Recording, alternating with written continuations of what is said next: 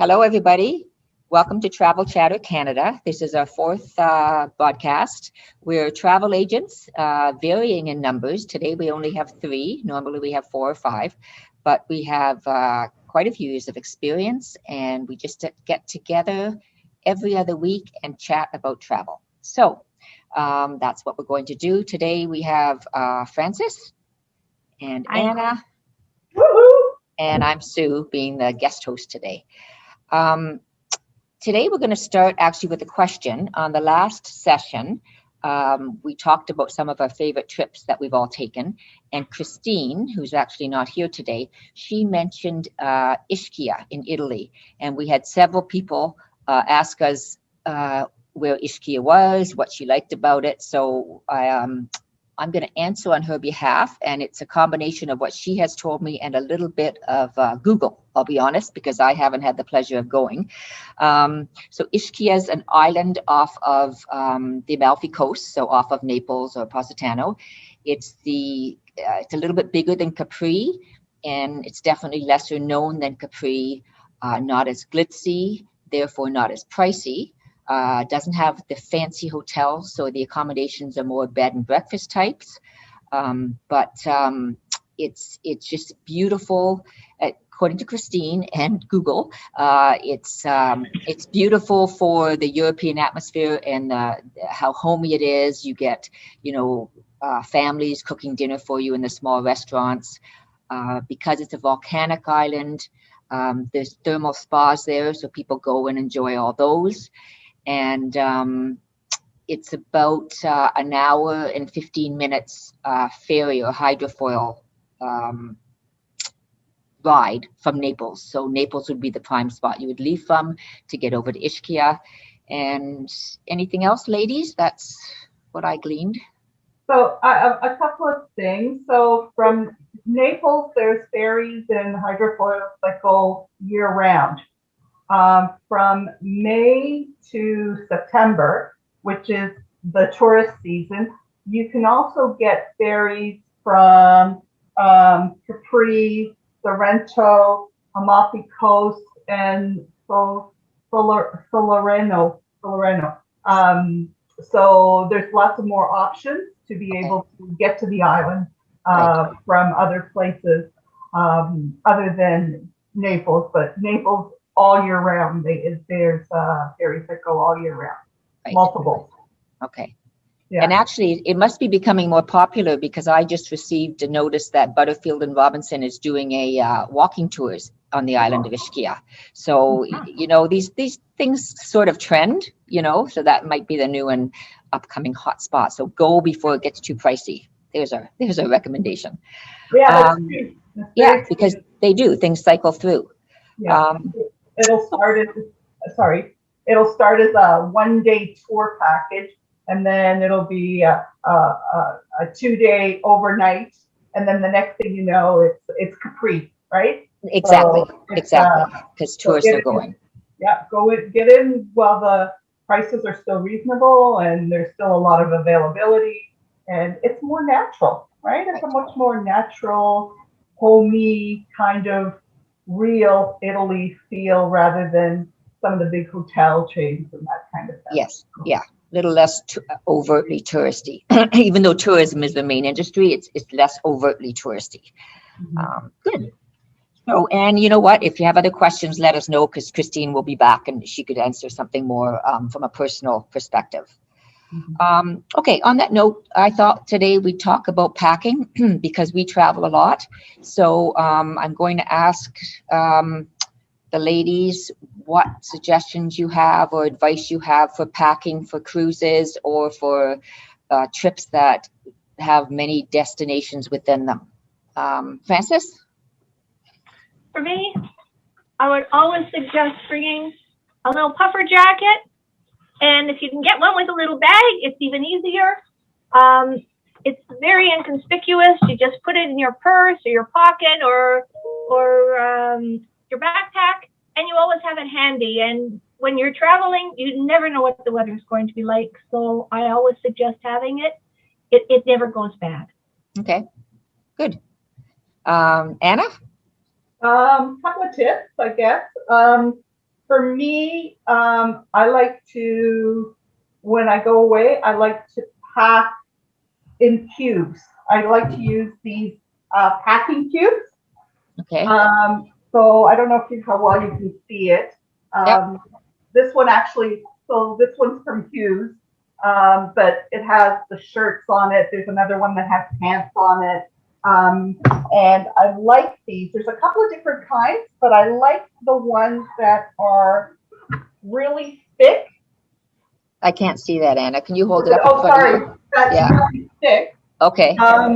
And prevents water from seeping in, so all your stuff stays dry, right? So I love packing cubes. I roll my clothes to make the most of the room, but packing cubes for me is a lifesaver in terms of you just take them out of your bag, you put them in a drawer, you've unpacked. Right. That's it, you're done. Yeah. So, so I like that.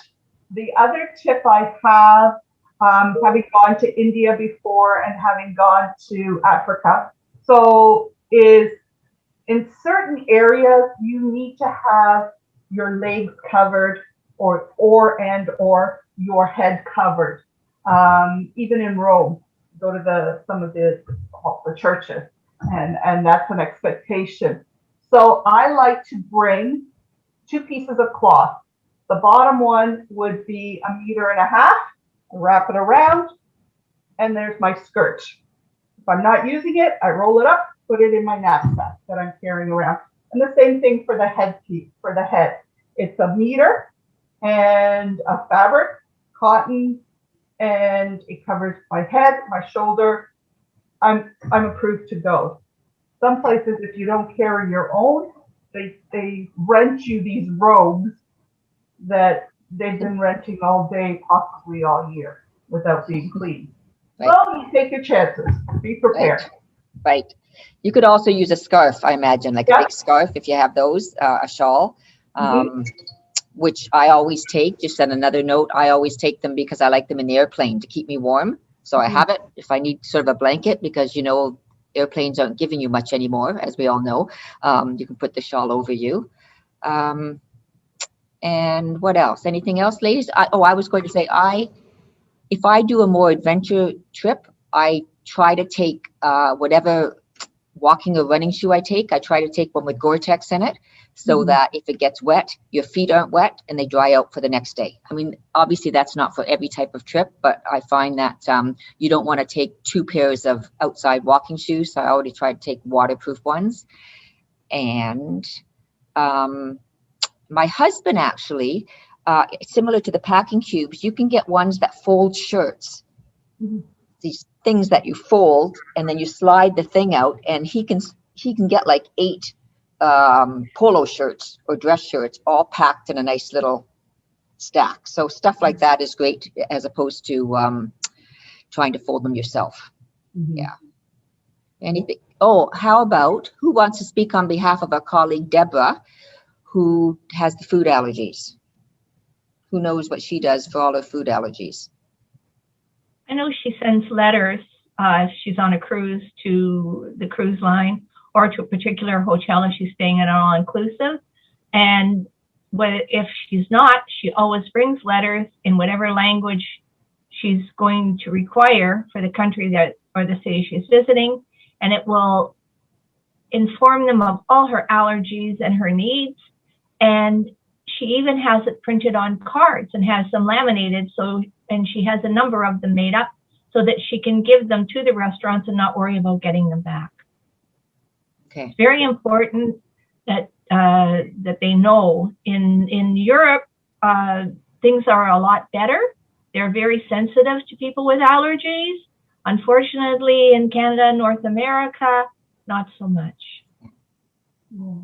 I know that she uses Google Translator to help her with writing the letters out for the different countries, right? Where she might be visiting.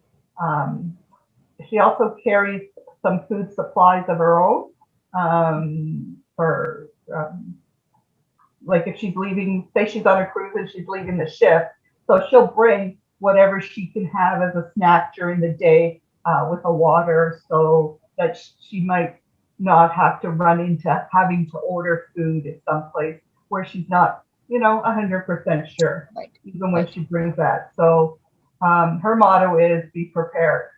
Take care of yourself. Make sure that you are advocating for yourself when you travel. Right? It's a great time. It's great experiences, but you still have to be aware of your surroundings and what you're doing, what you're putting in your mouth, things like that. So, yeah. Definitely, you don't want to get sick. You don't want to get sick in the middle of your vacation, for sure. Mm-hmm. Good. Well, let's hope that helped and gave some people some ideas.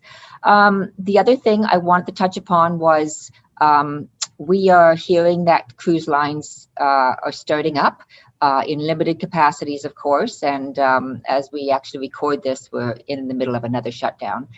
However, it is April 2021, and the cruise lines are starting up from where they can. For example, Celebrity Millennium, all the cruises are out of Alaska, as we know this year. So Celebrity has relocated that to St. Martin, and it's doing 2 different Southern Caribbean itineraries. So, you cannot leave from the U.S. right now, which is a problem. So that's why they're doing one of the islands.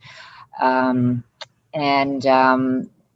thing you have to note is that the cruises, even though they're available, they are requiring full proof of vaccination. So at this point, based on Canada's progress, it's going to be the Americans that are able to take advantage of it. But and they are operating at about 50% capacity to start. So, limited availability, mostly balconies. I think all balconies to start are being sold. And anybody else, ladies? I know there's a few ships. You know what? Just as a personal note, I was looking for the Christmas season of 2022. Wow, is it difficult to get 2 ocean view cabins? I've tried a number of different. I'm going with kids and family, so Royal Caribbean, Norwegian. It's they're getting booked. Whether they're so I might be looking at Christmas 2023. Right. At this point, It's, unless they open up more space, because you're right, they're only selling at 50% capacity. People want to travel. And space is limited right now. So is that 2022, you said? 2022, yes. You haven't? Wow. 2022. Okay. Yeah, 2022. Okay. Right? Okay. Yeah. Right. So. All right. And okay, so there are a few other ships that are starting up, even though we can't go on them, Canadians. Maybe some Americans are watching us. Frances, you told me about the ones on the British Isles that offer to UK residents, correct? Yeah, Princess, Cunard, Royal Caribbean, and Celebrity have all agreed to just do British Isles cruises for the residents of the UK. Right. So it's very specific, and they have to have been vaccinated. Right. And I know that Greece, actually the new Celebrity Apex, which is exciting, is going to be launching, or I think it is launching in Greece, right? Because that's where they can go. Yeah. So they're doing Cyprus, the Greek Isles, and a little bit of Israel, Haifa. Sorry. So again, you have to be double vaccinated or fully vaccinated, so it's not something we can do right now. But you know what? You can also look at these as they are going to be getting the protocols in order before we get on the ships. So find something positive in it. They're going to know how to do it correctly. And with each successful month, I think they're going to try to increase capacity, is my understanding. They're going to work towards that end. So, yeah. All right. Well, I hope everybody got a few little hints from us. And I'm going to put up some information about who we are and how you can contact us if you have any questions or travel needs. If anyone has any questions, anything they want answered, they want some more information on, please, please, please, please, we got time, reach out. We miss you guys. We miss you. So reach out, send us an email, travelchatter.gmail.com, or give us a call. We'd love to hear from you. We'd love to chat. We're chatters. And if you've received one of our previous gifts through the mail, send us something and let us know how you've enjoyed your gift, or take a picture with the gift. Send us an email with a question and we answer it on our show. We will send you a little special something through the mail. From all of us to all of you. Mwah! Ciao. Okay. Bye. Bye. Bye.